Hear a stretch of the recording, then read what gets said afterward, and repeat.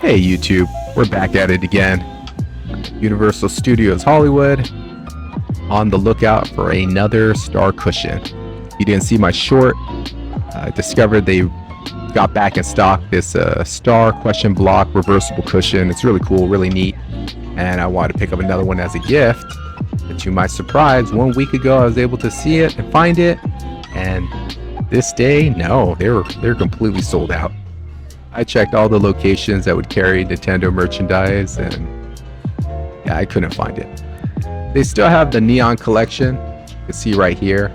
I'm still on the fence on whether or not I'm going to pick up anything from this line, but they still have it if you're interested.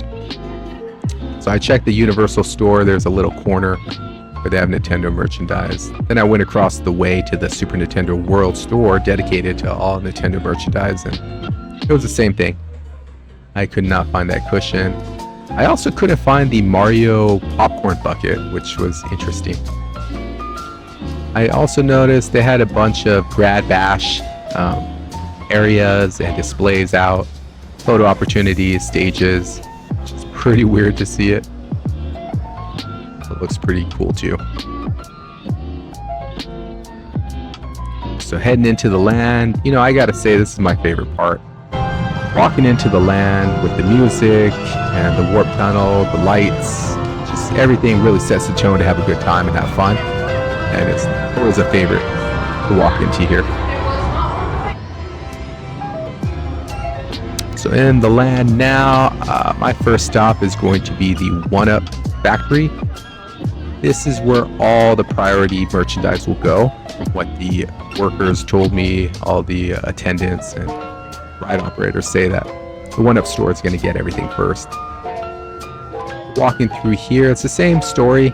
I could not find the cushion. I could not find the Mario Kart popcorn bucket. All the headbands are still out of stock. The Toad headband, Boo headband, Mario, the Luigi, all of them just, they're not there. So unfortunate, but I will keep an eye out. I figured I'm already here, so I wanted to play a couple of the games, and the one I really wanted to focus on and learn was the Koopa Troopa POWer Punch. So this game is probably the hardest one. If you're unfamiliar, there are 2 modes for every game. There's easy and there's hard. When you're on an easy mode, you'll notice the sequence of the blocks will go in a pattern of bump, bump, bump. Like you see right there, it's kind of quick and rapid. When you're on easy mode, you just have to hit the block right before the shell goes into the tube. Not, you know, halfway, but like right as there before it goes in, hit the block, and you'll win every time. You can see it here again, just that quick, rapid sequence. So you know you're on easy mode, and you know you just have to hit the block before the shell goes in the tube.